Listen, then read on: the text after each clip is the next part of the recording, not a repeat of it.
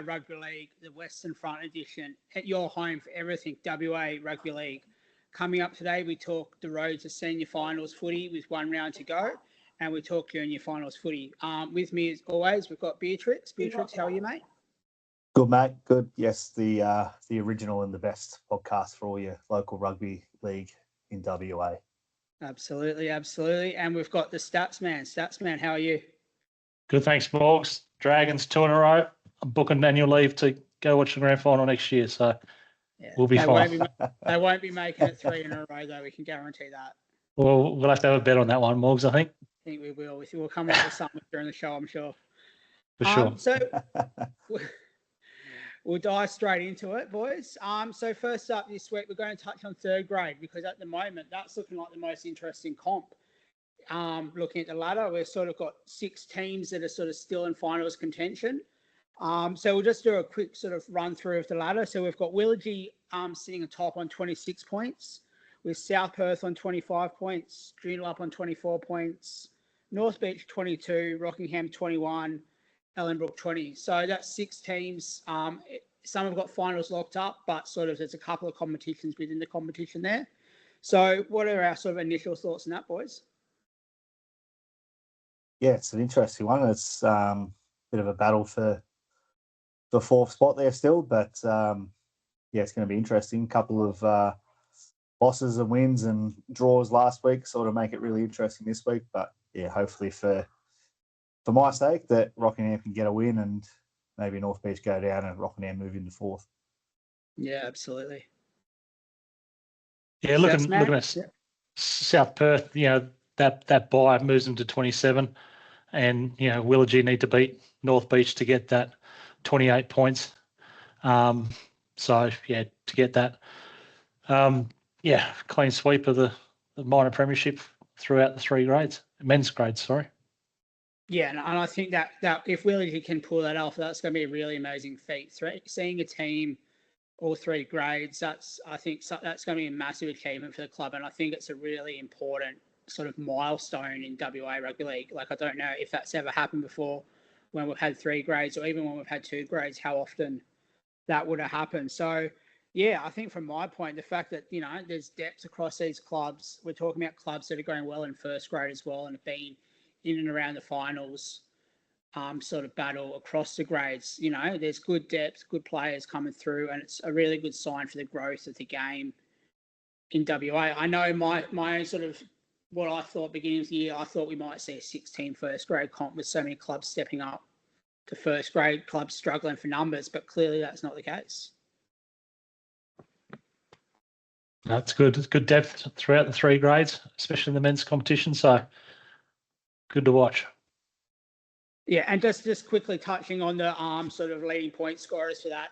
And these are stats we've got garnished offline. So again, if anyone has any correct stats, any errors we make here, please pull us up. As always, we love to do it. Have you got the leading point scorers there, Stats Man, or would you like me to?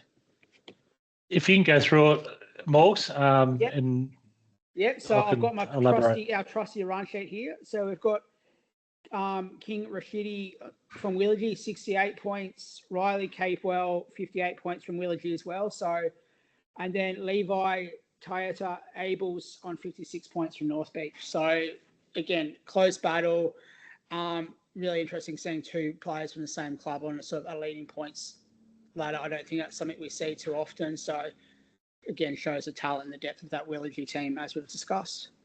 Yeah, 3 of the top 4 point scorers are Bears, as you said, and Rashidi's, I think all of his points have come by a try. So, so very much a third grade player loves scoring tries. There's a surprise.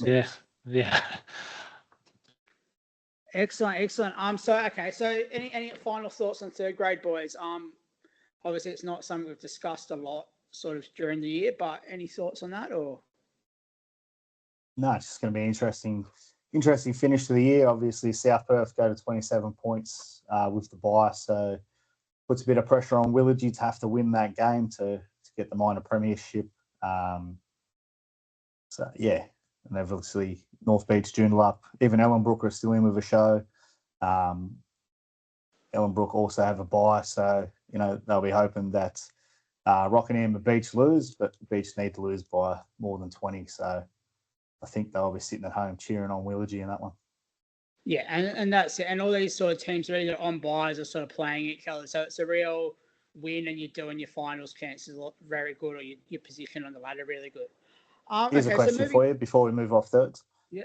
How much more exciting would this last round be if we didn't have all them midweek games and we had an even competition and not 2 buys every week?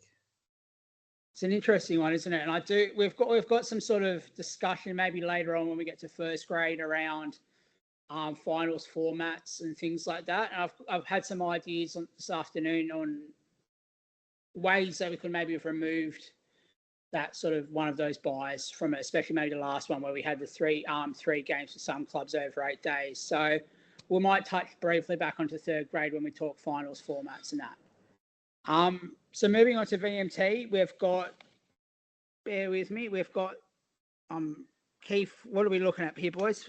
Help me out here. The teams in the finals are set, Morgs.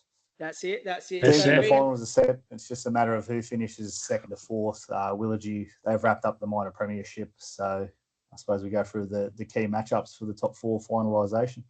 It's pretty unusual. 3-way tie for at the moment with 3 teams on 26, all with a 13-4 record. So, yeah. Yeah, and I think this is the comp you boys were talking up as sort of being the most competitive for the men's grades last week, and now ironically it's the one where there's absolutely no mathematical equations that the top 4 changes. So I think there's, puts our work from last week, or your boys' work last week, talking it up, and now I think that sums us up, doesn't it? I wouldn't go that far, Borgs. I think with this week is does North Beach treat this match as a finals rehearsal and chase second place, or does Willoughby's freedom of with being first on the ladder, does that make them more dangerous? What do you think? Yeah, and I think from my perspective with Willoughby, like we've seen them getting a few players back into first grade, and that sort of trickle-down effect. So it's really going to be interesting to see what team Willoughby runs out, because obviously there's no sort of, while your first grade team's playing finals, you can sort of field your next best 17 in VMT, which I think is really important across these clubs. And it's going to be interesting to see, looking at North Beach, what players they may or may not have available come finals, given that their first grade team is highly unlikely to be in the finals, whereas Willoughby have the luxury of picking their sort of 18th through 34 best players. Yeah, it's going to be interesting to see around that point. Willoughby, they've got minor premiership locked up in first grade and reserve grade. What sort of squad do we see down in third grade to make sure that they make it a three-peat for the minor premiership? Well, that's it. Do they drop players down and give them a slot, get it some runs in the leagues, but maybe a 60-minute game as opposed to a 70 or 80-minute game? I can't blame a club for doing that if they've earned that right to do it. No, that's right. Absolutely. They've got the luxury to do it. That's it. As long as you don't get any serious injuries, you come out of it laughing. Any other thoughts on VMT or? I think the try scoring race is going to be interesting. I know Beatrix and myself talked about it a bit last week, but Packer and Pearson are both tied at 13. We didn't get any numbers back from North Beach on the weekend, so we don't know where Hepper is at the moment, but he's currently on 12, so we don't know if he got any meat last week. So, yeah, it's be a tight try-scoring race for the VMT competition on the weekend. Yeah. So have we got any tips, boys? Looking at the games that are sort of really finals relevant, any tips, how do we sort of see this one playing out maybe? Well, yes. Is Kwinana going to spring an upset on South Perth, Morgs, and sort of? Drop them down to fourth. I've definitely had some people trying to encourage me to get out on the field, but clearly that's not happening. So that will probably help a Kwinana team with me not out there. But I mean, he's hoping, I guess. from my boys.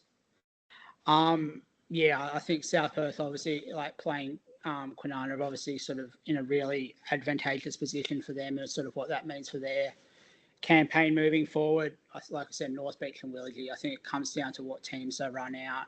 There's a lot of quality in both those teams. I think Willagee, yeah, do they feel, like we said, if they feel their best team, I think they probably get the chocolates there, but North Beach at home is always a tough competition. Yeah, and obviously going into finals, Willagee are going to have the advantage of all three of their men's team playing at home in week one. So it's a huge leg up for them again. Yeah, absolutely. And then just looking at that Joondalup Rockingham game, obviously Rockingham falling out of finals contention, sort of across the grade, sort of first grade and for reserve grade, sort of, whereas Joondalup still in that fight. In reserve grade, do they drop players down like that might be on the fringe of their first grade team, knowing their first grade team can't make finals? It really does. There's a whole lot of equations going on across the grounds that sort of, it's going to be interesting to see when team lists drop over sort of Friday and into Saturday what each club's fielding. Absolutely. Cool. Well, moving on to the women's premiership then. Obviously the top four have been locked in. We've sort of spoken about this top four being sort of with Kalamunda unfortunately having another struggling hard season this year. The top four has been locked in for a long time. We've known that. Ellenbrook minor premiers wrapped that up, but the sort of battle for those sort of other spots in the finals and, who gets that second shot, the cherry, so to speak, is really interesting. I think it's going to be some really good footy over the weekend. So any thoughts on the women's, boys? It's pretty much locked in now, isn't it? Just probably see if Tatiana can extend on her point scoring and try scoring feats of the season. With her closest rivals having the bye this week. So other than that, but it'll be a good dress rehearsal for some teams leading into finals. Try and go in with a bit of momentum. Is there any word yet about women's finals? Are they going to be on Friday night still, or are they going to move to Saturdays to be in line with the grand final being played on that day? Over the past couple of years, I think the first 2 weeks of women's finals have maintained that Friday night fixture, and then it's been the grand final that sort of has fallen into the Saturday schedule. So I'd suspect it to be the same. I haven't heard anything sort of against that, but I mean, I guess we'll wait and see next week what drops for the different draws. Yeah. I think the only position can change is third. Willagee's bye takes them to 18. Freo can also get to 18 by beating Joondalup, but I think there's a 34-point differential. So, they'll need to win by 35 to move up. Yeah, with the form of Joondalup in, it's going to take an almighty effort from Fremantle to be able to do that. Yeah. That's it. And I think, again, that comes down to who we see named and who's available for each team, because we've seen Joondalup get some, like we've spoken about, some significant players back at sort of the end of the season. It's really lifted them. But that said, if for some reason those players are out, I think Freo could do it. But yeah, it's also, you're going again next week, maintain, hopefully avoid injuries and prepare for finals. Yep. Cool. So looking at the men's premiership now, our show notes here say that the top four can't change. Technically, that's not true. Technically, mathematically, North Beach is still a shot. And I will say this on record: if North Beach make the finals, based on what they need to do this weekend, they win the competition. That might sound outlandish, but if North Beach goes out and puts it 48 points, 47 points on Willagee, they have to be favourites for the finals. They have to be. It's unlikely. I don't see it happening, but it's on record. Any thoughts on that, boys? Yeah, you might have to edit that out. I don't know about that. But yeah, it's a tough ask. 47 points to go to beat a team that's got a plus 570 differential. We're saying it's impossible. are we? No, I'm not saying it's impossible. I think it's a low chance. Yes. I wouldn't be betting on it, but if it happens, we will seriously be reevaluating who the best team in the competition. Yeah, it is a huge long shot, and we do know that the North Beach crowd does give them a bit of an advantage, but I don't know if it's going to be 40+ point advantage. But yeah, it's quite interesting that Rod made a comment on one of our social media posts about this topic, suggesting that maybe with 9 teams in the competition, possibly moving to 10 in the future, that we should be moving to a 5-team final series. Obviously, his reasonings were that it costs a lot of money to run a first grade team. So to have 5 teams sit out with 4 still going on, why not have an extra week of finals, get a bit more money in the game and give another team a crack? Well, that's it. And so we sort of touched on it just before in terms of like alternative final systems. And I think from my perspective, obviously a 5-team final system could work for first grade, but obviously you're not going to have it across all the grades because for women's premiership, for instance, you've got a 5-team competition. So a 5-team final system doesn't work there. So if you're looking at how you juggle it across the games, maybe it means men's first grade finals start a week earlier. You don't have to have that third grade midweek game because you play them for an extra week because you only have a 4-team final system.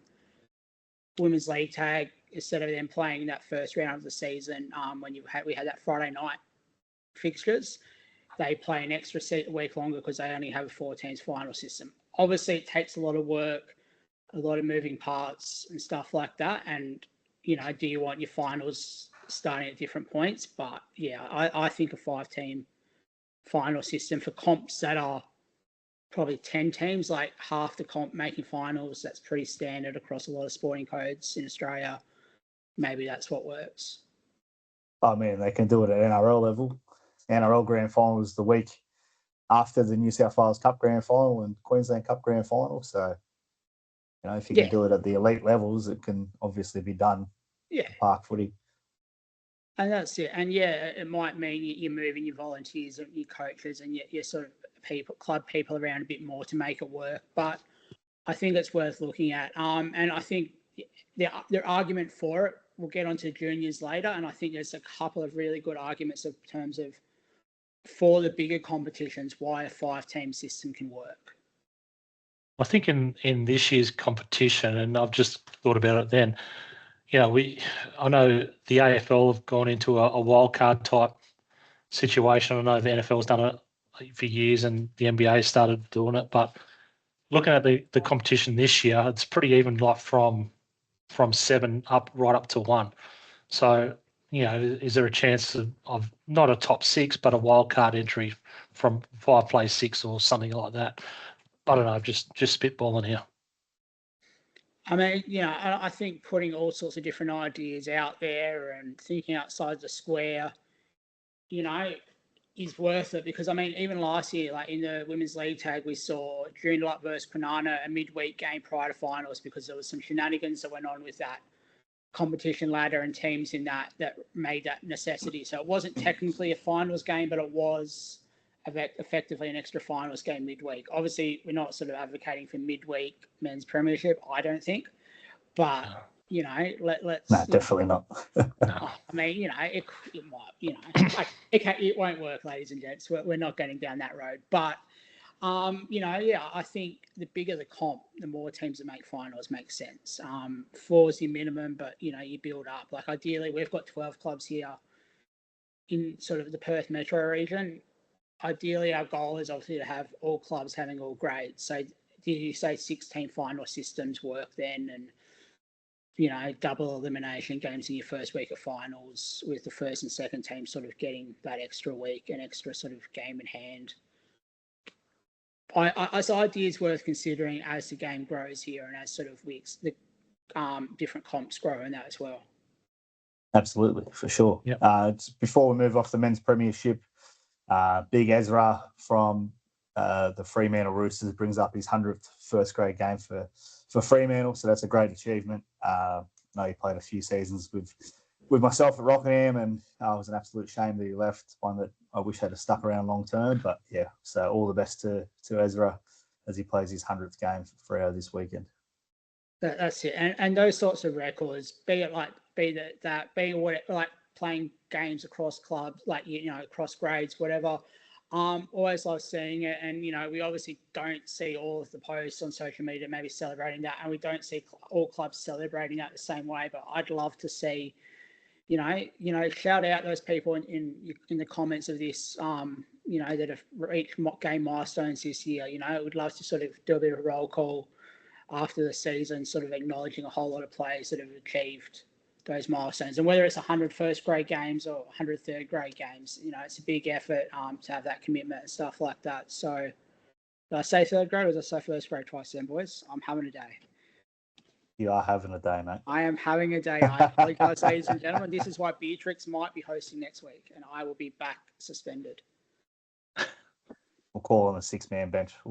The bear might come out of hibernation. We'll find someone. We'll find someone. Put in your applications. That's it. Replace Morgs. That's absolutely on the cards. Okay, so moving on to junior finals. So, and it is obviously junior finals start this week. So non-comp under 6s to under 12s. It's off season. Mad Monday for the 6 to 12-year-olds.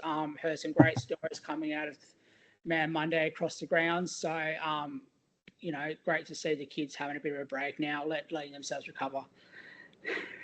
So we'll move on. We'll just go over sort of who's in what grades in the finals and sort of touch on junior finals a bit. So in the 13 boys, Willagee as minor premiers. And we've got Willagee versus Alkimos in the 1 versus 2 game and Ellenbrook versus Rockingham in the 3-4 knockout game. In the under 14s boys, Rockingham minor premiers, Rockingham versus Willagee, and then Joondalup versus Kalamunda. In the under 14s girls, we've got Willagee as minor premiers, Willagee playing Joondalup, and Ellenbrook playing Fremantle. In the under 15s boys, we have Kalamunda as minor premiers, and that's Kalamunda playing Kwinana, and then Rockingham playing Ellenbrook. In the under 16 girls, we've got Joondalup as minor premiers, with Joondalup playing Kwinana, and Alkimos playing Fremantle. And then the girls' league tag, we've got Kwinana as the minor premiers, Kwinana playing Joondalup, and Ellenbrook playing Alkimos. So what I take from that, boys, is that we see a lot of clubs represented. Not all of our clubs, obviously. There's a few quite noticeable omissions across the grades. Under 17s, Morgs. Oh, under 17s, yeah. On the other page. Sorry, ladies and gents. So under 17s, we've got Willagee as minor premiers, Willagee versus Rockingham, and Kalamunda versus Ellenbrook. So, yeah, as I was saying, we see a lot of clubs represented. I think it really highlights that, clubs are developing juniors, the pathways there right through from under 13s through to sort of the senior junior grades and under 17 boys and 16.5 girls. So it's great to see those comps sort of strong and players coming through. Yeah, again, heavy Willagee presence in the finals there. So could possibly be Willagee first grade, reserve grade, third grade, 17s boys, minor premiers. So it's quite an achievement, obviously, because them Willagee kids there, a big chunk of those will push up to senior footy next year. So, well, that's it. That's quite the pathway, isn't it? We're talking about dominating 3 men's grades, and at the moment, this, do they put 2 teams into third grade? We have seen a club put in 2 teams in a few years ago. Maybe Willagee red and Willagee black in third grade next year. Who knows? It has happened before. Beach did it a few years ago. Maroon and white, I believe it was. Should be a good final series. Final series. Yeah, and when we were talking about sort of expanding the competitions here, looking at the under 15 boys, for instance, Alkimos finished 5th in that competition, missed finals. Their record was, I believe, it was 8 wins, 1 draw, 3 losses. Now that would qualify you for most finals in most competitions around Australia.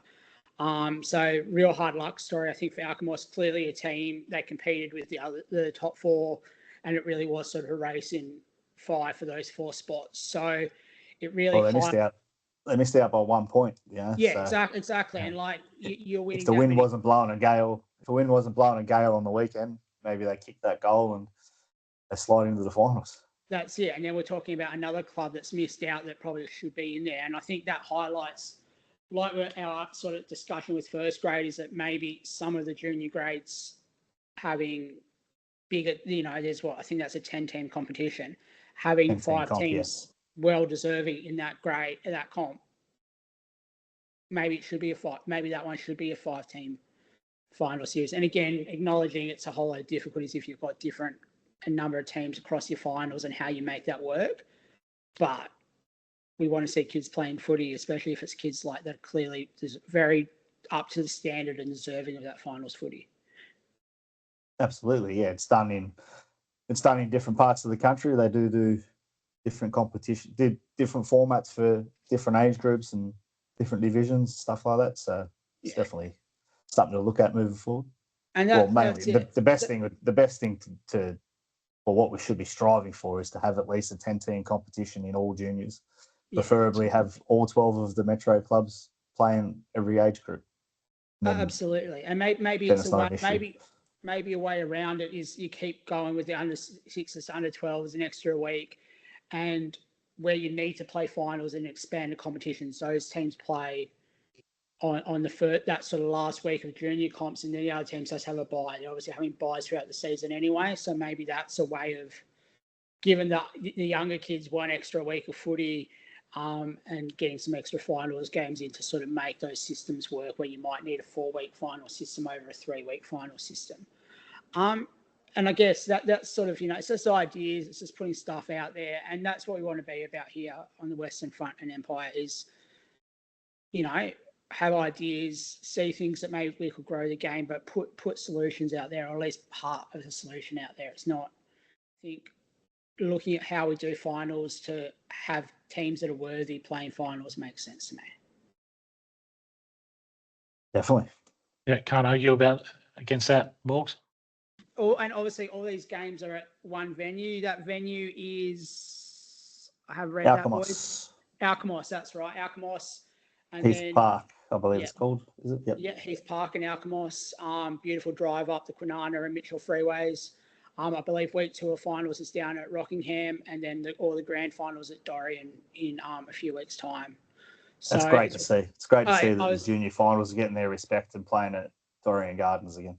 Absolutely. Yeah. I was really stoked when I saw that. Like, imagine as a 12-year-old running out for the under-13s on the same ground the week after the first grade players for the men and women are running out. That'd be a massive thrill, I can imagine, for those kids. Yep, most definitely. Got a bit of late mail, Morgs. We received a comment on Spotify, I believe, through the week from If You Know, You Know, I Know.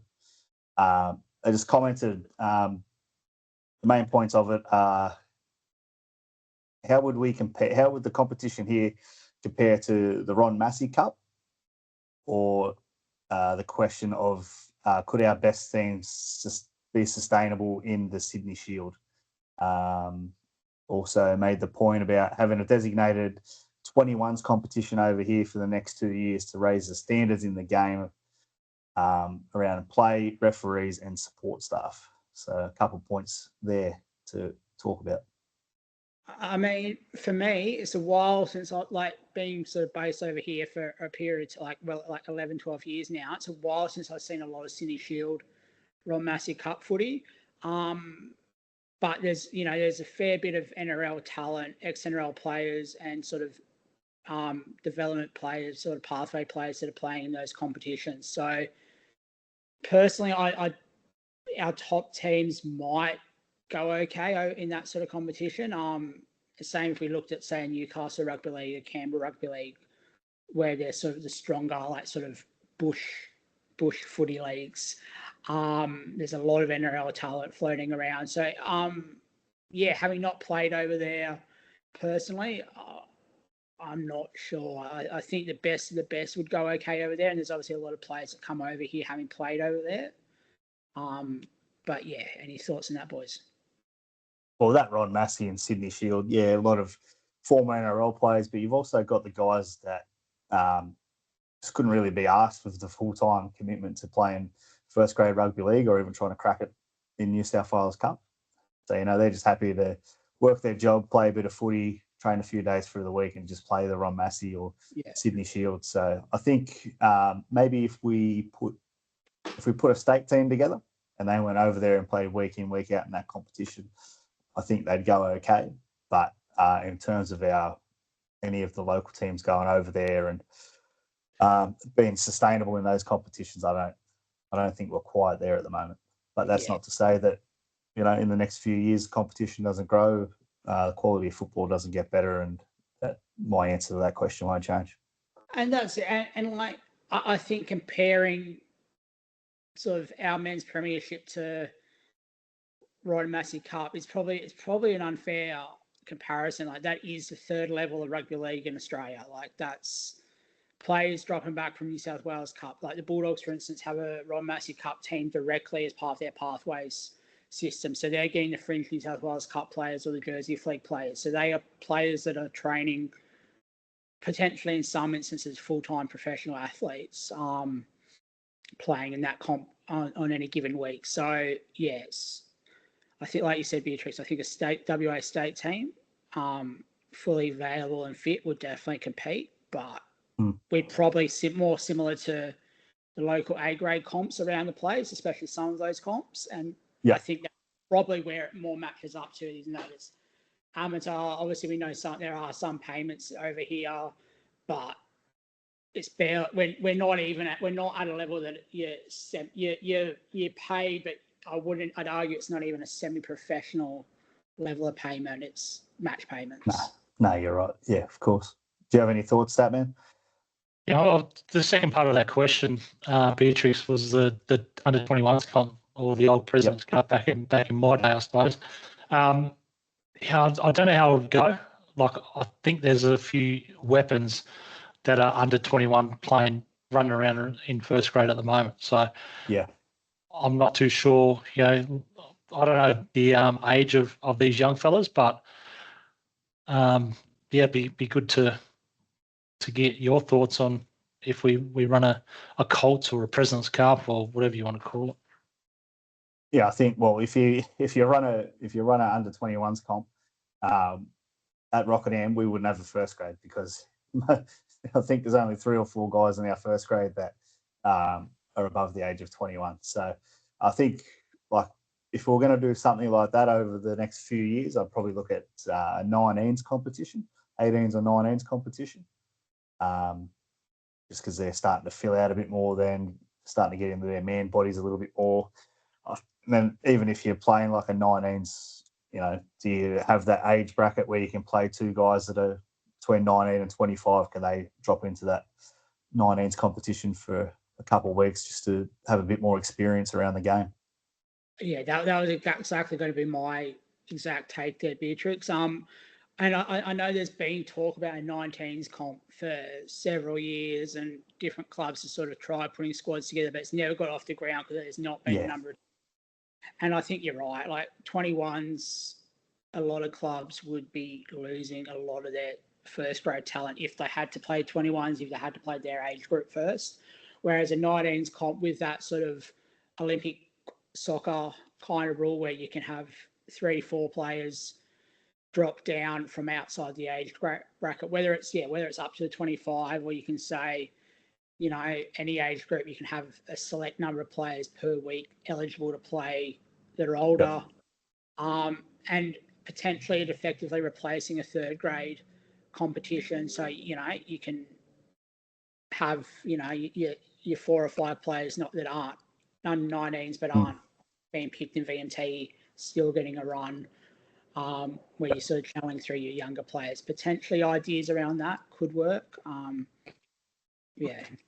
I think 19s is sort of the sweet spot because at the moment we're expecting kids that have just played 17s, and then they're going to have to step into playing against men week in, week out. Whereas if you have that, most of them are going to be turning 18. They're only playing 2 years above themselves. A bit more of a smoother transition into men's footy. And that's it. And like even in the NRL, we see the best under 21s players are playing NRL week in, week out, or playing New South Wales Cup, Queensland Cup. Jersey Fleet still serves a purpose because it's for those kids in that age bracket that are still damn good players, but are maybe not haven't quite developed. The game's not quite there yet. So you're still going to see your elite 17, 18-year-olds playing first grade or even VMT, but the majority playing down, working their way up through. I think that really would then mirror what we see across the like rugby league landscape. Absolutely, yeah. Cool. Any more late breaking news there, Beatrix? Nothing at the moment, mate. But Nothing. I'll bring this Okay. up next week. The wires have gone cold. Any closing thoughts on sort of junior finals or last week of sort of senior regular footy boys? No, I've got nothing on the local stuff. I just want to hear you two rip into each other again. It's going to be on. I think all we're going to say is this week the Bulldogs are going to beat the Dragons, and next week the Bulldogs are going to beat the Panthers. Oh boy. Yep. And then Penrith out in straight sets.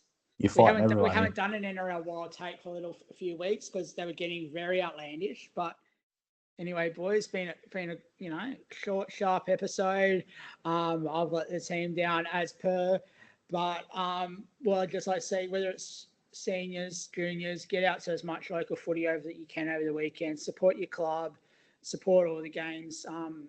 Buy a pie, buy a beverage. Just get out there. Hopefully, it's great weather for local rugby league.